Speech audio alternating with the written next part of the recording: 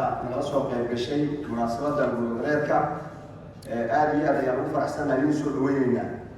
marka kelimadan hadda lagu qoray waa kelimo ku saabsan barnaamijkan guud-goboleedka iyo ujeedada laga leeyahay iyo waxa uu yahay inaan wax yar idinka siiyo.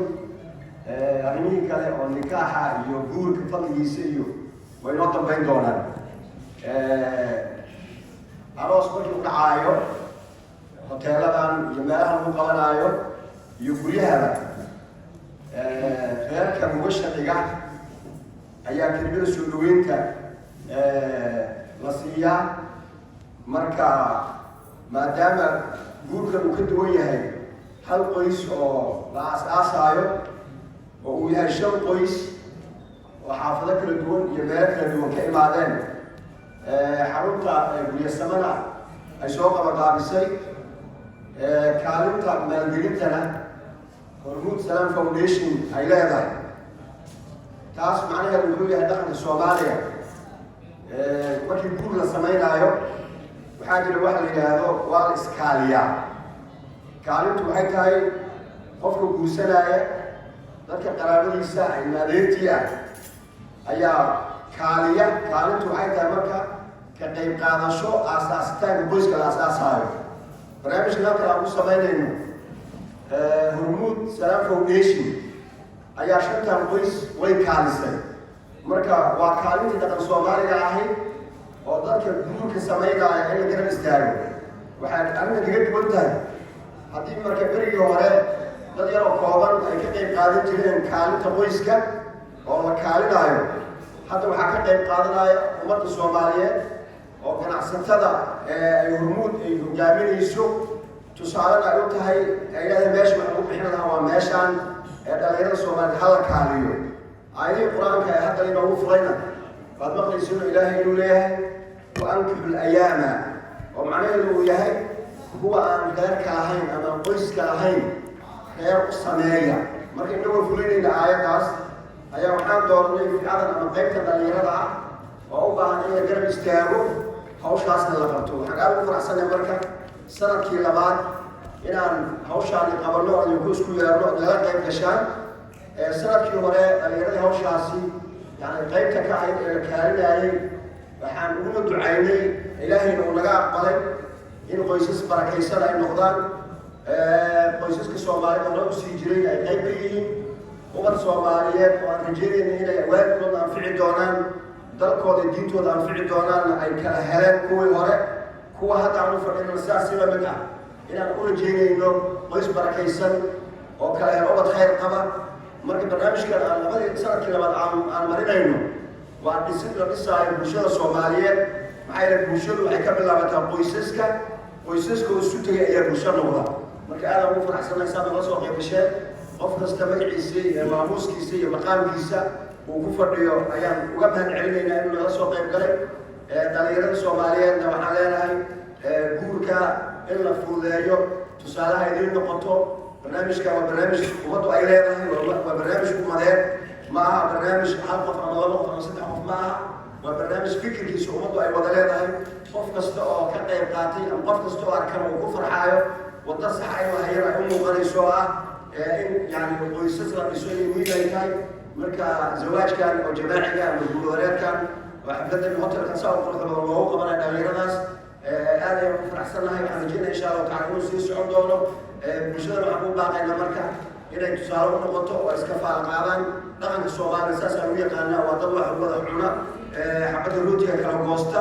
isjacaylkaas iyo qoysaskaasna inay noo noqdaan mid ilaahay inooga dulqaada dhibaatada oo isu kaalmaynayno iyo farxadda isla farxayno in halkaasi ajri ka xasilaaya wax badan ilaahay dhibaatooyinkana inooga qaado, khayrkana inoogu furo. marka waxaan leenahay gabdhahaas Soomaaliyeed iyo wiilashaas Soomaaliyeed ee gubashaan aan u dhignay ayaan idinku soo dhaweynaynaa. isweydiisashada iyo arrimaha ku saabsan dhaqanka Soomaaliya arrimo dhan yani waa la dhameeyey oo si gaar ah ayaa qoysaska iyo howlahooda ay u qabsadeen. halkan isu imaanshaha xafladda waa midkii guud oo ah soo dhawaada saas ay noqotay. marka aroosiyo bilaabayo labada dhinacna u wada hadlayo. dhinacna waxaan gabdhaha sharafta badan ummadda Soomaalida isu imaatay ku weydiisanaya in wiilashaasi sharafta badan naloo siiyo xagga kalena isla dhicin kalena u hadlaaya gabdhaha Soomaaliyeed ee nala soo weydiistay ee dalabkeeda ay wiilasha soo weydiisteen maadaama aan nahay culimadii iyo ummadii Soomaaliyeed qaybo ka mid ah dhinaca kalena inaan gabdhihii bixinno marka waa adiga isweydiiso adiga isasi adigoo raalli ka haysta qoysas ay ka soo jeedeen marka labadiiba saasaan ku bixinay inta kale insha Allah taala culimada iyo mas'uuliyiinta ayaa si dhamaystiri doona waxaan leeyahay dibtum وطاب ممشاكم وتبوأتم من الجنة مقعدا لله وبركاته تكسوق يا بشيء حسن هذه كسيو ويسسك على السيدنا الله بركاته هو تخير كما ذرية طيبة إلهي أكل السيو وما ستين السلام عليكم ورحمة الله وبركاته بسم الله الرحمن الرحيم الحمد لله والصلاة والسلام على رسول الله ختام ومسك ما شاء الله حفلة يمين قويسكي شناد أيام كاحسة عن كذا حاجوغا walaalkeed oo wilaayada loo soo wakiishay gabadha beel uu joogaa gobol uu jiraa laakiin walaalkeed ayuu u soo wakiishay walaalkeeda marka waa macalinkaas waa sheekhaas qodbadii carabiga inta uu akhriyo nikaax qaybta dambe marka asaga ayaa loo tawali doona insha Allah tacaala inuu soo si wakiisho looma baahdo asaga ayaa toos cabdi loogu dii doona waxay ku heshiiyeen $500 si markhaatiyaashu ay u maqlaan sadaqaysa meherka gabdhaha ayaa iskale iyo wiilasha hawshaas ay ka dhacaysa marka wixii ay ku heshiiyaan ayuu sharciguna ayuu ogol yahay marka qaybihii hore waad maqlaysay si u kala duwanaayeen qaybtan ama qoyskana waa $500 meherka insha Allah tacaala walaalkeed ayaan cabdi loo dii doona khudbada nikaaxa ayaan u bilaabaya bismillaahi raxmaani raxiim alxamdulilah الذي حل النكاح وحكم الصفاح والصلاة والسلام على رسول الله وعلى آله وأصحابه أجمعين قال تعالى يا أيها الناس اتقوا ربكم الذي خلقكم من نفس واحدة وخلق منها زوجها وبث منهما رجالا كثيرا ونساء واتقوا الله الذي تساءلون به والأرحام إن الله كان عليكم رقيبا وقال الرسول صلى الله عليه وسلم يا معشر الشباب من استطاع منكم الباءة فليتزوج فإنه غض البصر وأحسن الفرج ومن لم يستطع عليه بالصوم فإنه له وجاه. بسم الله زوجتك ونكحتك بنت موكلي خديجة محمود حسن ومهرها $500.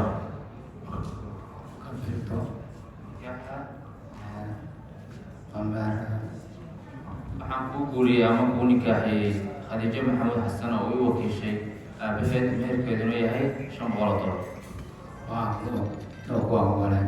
الله أكبر ولله الحمد سبحان الله والحمد لله ولا إله إلا الله والله أكبر ولا حول ولا قوة إلا بالله بارك الله لكما وبارك عليكما وجمع بينكما في خير عقد النكاح سياسة ينوض عين دولتي الله الرحمن الرحيم الحمد لله والصلاة والسلام على رسول الله وعلى آله وصحبه أجمعين حضرنا عن سمعنا بهيك نوح وفاطمة ولاية وحاها والأوكاد عبد الرحمن نوحنا ومهرنايا بيرجع كل شيء وتوقعنا مودابة ولاية مركا إنه يبغى كيشو ولكن يودي سنة يسيان نكاح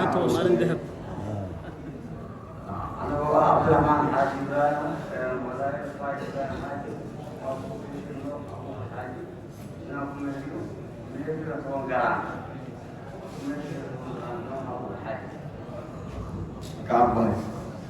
بسم الله الرحمن الرحيم ولايتنا ونقول يجي وكأقبلي جزاك الله خيرا ولكن واحد عبد الله سمينا يا نوح بسم الله الرحمن الرحيم الحمد لله الذي حل النكاح وحرم الصفاح والصلاة والسلام على رسول الله وعلى آله وأصحابه أجمعين قال تعالى يا أيها الناس اتقوا ربكم الذي خلقكم من نفس واحدة وخلق منها زوجها وبث منهما رجالا كثيرا ونساء واتقوا الله الذي تساءلون به والأرحام إن الله كان عليكم رقيبا قال الرسول صلى الله عليه وسلم يا معشر الشباب من استطاع منكم الباءة فليتزوج فإنه غض البصر وأحسن الفرج ومن لم يستطع فعليه بالصوم فإنه له وجاه زوجتك وأنكحتك على ما أمر الله به من إمساك بمعروف وتصريح بإحسان زوجتك فاطمة إبراهيم حاج أحمد بوكالة وليها إياي ومهرها 10 دراهم ذهبا ولها المطالبة منك متى شاء. قبلتني وتزويجها بهذا المهر المذكور عن كبوريين ونكون نكاحيين فاطمة إبراهيم حاج أحمد وولي وكيل شيء meherkeeduna uu yahay 10 garaam oo dahab ah oo ay ku weydiisan karto xilli kasta ay doonto meherkaas Faadumo ma ku aqbashay وأكو أقبل ميكس فاطمة الله أكبر ولله الحمد سبحان الله والحمد لله ولا إله إلا الله والله أكبر مبروك مبروك مبروك بارك الله لك وبارك عليك وجمع بينكما في خير ويسكاس الله سلاس يومكم مركلة مناسبة التاريخية maalinta la booqran ee sanadkii labaad ee guriya samo ay taabagelinayso guul wadareedka dhalinyarada Soomaaliyeed oo aan xarunta kuma malaayiin uga mahadnaqaynayo waxaan leeyahay